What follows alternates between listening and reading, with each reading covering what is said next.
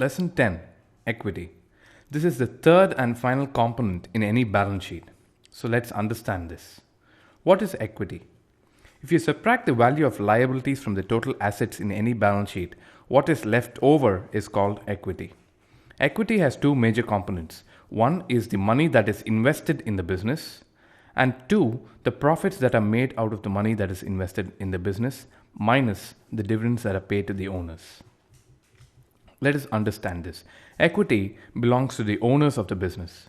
Individuals or institutions can provide capital to a business by owning a share or a stock in a company.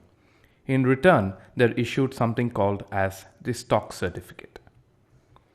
In return to the money investors, the stockholders or the shareholders get a share of profit. This share is called dividends. The owners also benefit by way of appreciation in the stock price by holding the stock over the period of time. Let's look at an example.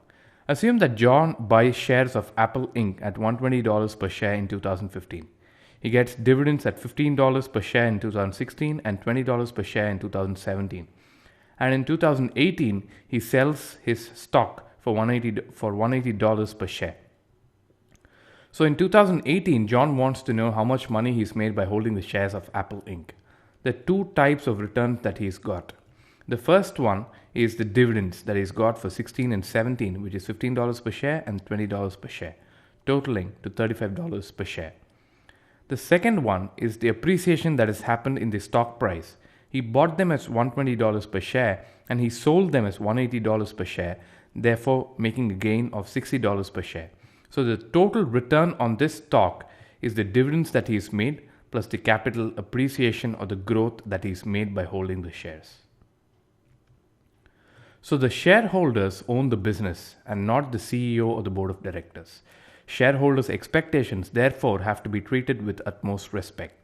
If the performance of the business does not meet the shareholders, the board may be dismissed, investors may sell their shares, leading to a fall in share prices. There are a few common misconceptions when it comes to equity. The most common misconception is that if the company's share price rises, it has more money, and if it falls, it has less. Let me give you an example. Let's assume that James invests $1,000 in the shares of a new business. In return for the money, he gets a share certificate or a stock certificate, which is a piece of paper. Let's assume that Robert offers to buy the shares for $1,200 after some time. And James hands over this piece of paper called the stock certificate, and he makes $1,200 cash from selling these shares to Robert. Note that Robert hands over the shares to James and not to the company, and therefore James has made the profit of $200 and not the company. So the company has got nothing to do with the rise or fall in share prices directly, meaning it does not get affected by the money that the company has. Summary.